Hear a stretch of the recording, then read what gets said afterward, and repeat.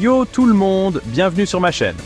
Aujourd'hui, on va parler d'un truc assez cool qui peut vraiment changer votre vie, la théorie des nudges. Vous savez, ces petits coups de pouce qui nous aident à prendre de meilleures décisions sans même qu'on s'en rende compte. C'est subtil, mais ça marche. Alors, si vous voulez savoir comment utiliser ces petits trucs psychologiques pour booster votre vie, restez bien branchés. On va décortiquer tout ça ensemble, avec des exemples concrets et des astuces faciles à appliquer au quotidien. C'est parti! Bon, avant de se lancer dans le vif du sujet, on va remettre les choses au clair. Un nudge, c'est quoi exactement? Imaginez un petit ange sur votre épaule qui vous murmure des suggestions sans jamais vous forcer la main. C'est ça, un nudge. En gros, au lieu de vous dire « fais ci, fais pas ça », les nudges, c'est plus subtil. Par exemple, vous savez quand vous allez au supermarché et que les fruits et légumes sont bien en évidence à l'entrée? Eh bien, c'est un nudge. Ça vous incite à remplir votre panier de produits sains avant même d'avoir atteint les chips et les sodas. Et le truc marrant, c'est que ça marche.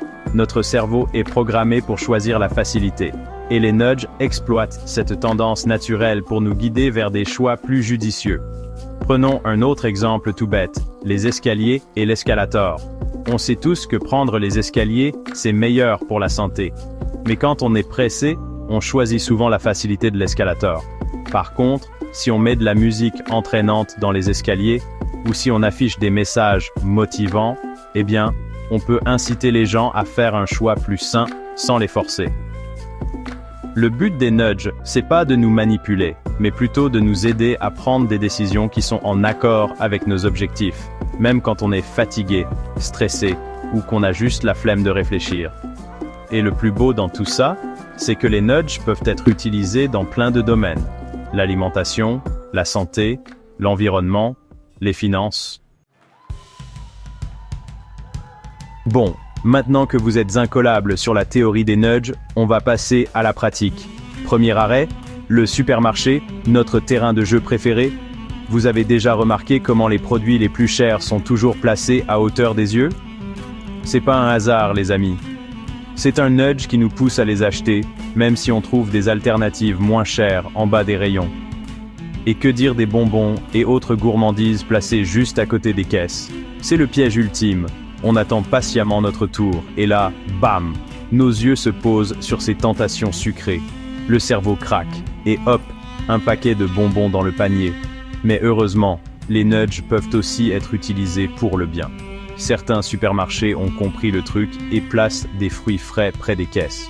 Résultat, on est plus susceptible de craquer pour une pomme juteuse que pour un paquet de bonbons.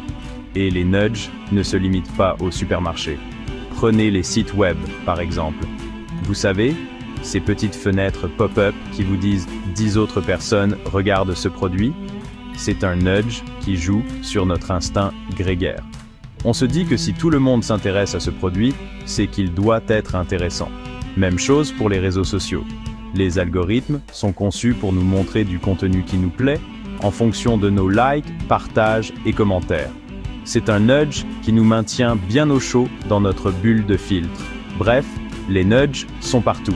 Ils influencent nos choix, nos comportements et même nos pensées, souvent sans qu'on s'en rende compte.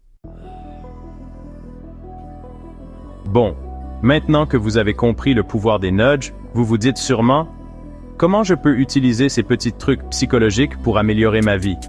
Eh bien, accrochez vos ceintures, parce qu'on va passer au niveau supérieur. Première étape, identifiez vos points faibles. Vous avez du mal à résister aux sucreries? Vous passez trop de temps sur les réseaux sociaux? Vous procrastinez au lieu de bosser? Une fois que vous avez repéré vos failles, vous pouvez mettre en place des nudges pour les contrer. Par exemple, si vous voulez manger plus sainement, rangez les fruits et légumes à portée de main dans votre frigo et cachez les chips et les chocolats au fond du placard. Votre cerveau, toujours à la recherche de la facilité, sera plus enclin à choisir une pomme croquante qu'un paquet de chips cachés derrière des boîtes de conserve. Vous voulez faire plus de sport? Préparez vos vêtements de sport la veille au soir et mettez-les bien en évidence dans votre chambre. Le matin, pas d'excuses, vous n'aurez qu'à enfiler vos baskets et partir à l'aventure. Vous avez du mal à économiser? Programmez des virements automatiques vers votre compte épargne dès que vous recevez votre salaire. Ainsi, l'argent sera mis de côté avant même que vous ayez le temps de le dépenser. Vous pouvez aussi utiliser les nudges pour booster votre productivité. Aménagez-vous un espace de travail dédié, sans distraction, et rangez votre téléphone portable dans un tiroir pendant que vous travaillez. Bref, les possibilités sont infinies.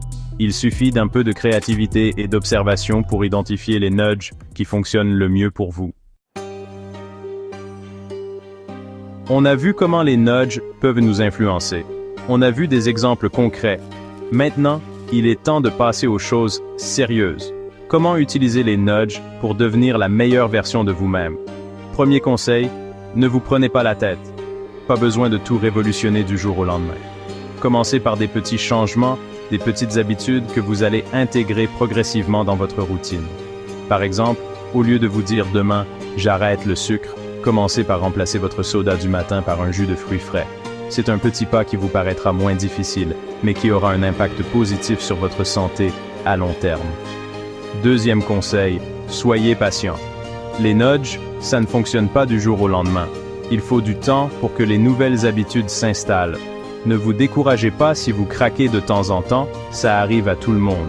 Le plus important, c'est de persévérer et de ne pas abandonner. Troisième conseil, soyez créatif. Il n'y a pas de recette miracle en matière de nudge. Ce qui fonctionne pour votre meilleur pote ne fonctionnera pas forcément pour vous. L'important, c'est de trouver les astuces qui vous correspondent, qui vous motivent et qui vous aident à atteindre vos objectifs. Quatrième conseil, n'ayez pas peur d'expérimenter. Testez différentes approches, différents types de nudge, jusqu'à trouver ce qui vous convient le mieux. N'hésitez pas à noter vos progrès, vos réussites et vos échecs, ça vous permettra de mieux comprendre ce qui marche et ce qui ne marche pas pour vous. J'espère que cette vidéo vous a plu et que vous avez appris des trucs sympas sur les nudges. N'hésitez pas à me dire dans les commentaires si vous utilisez déjà des nudges dans votre vie et comment ça se passe pour vous.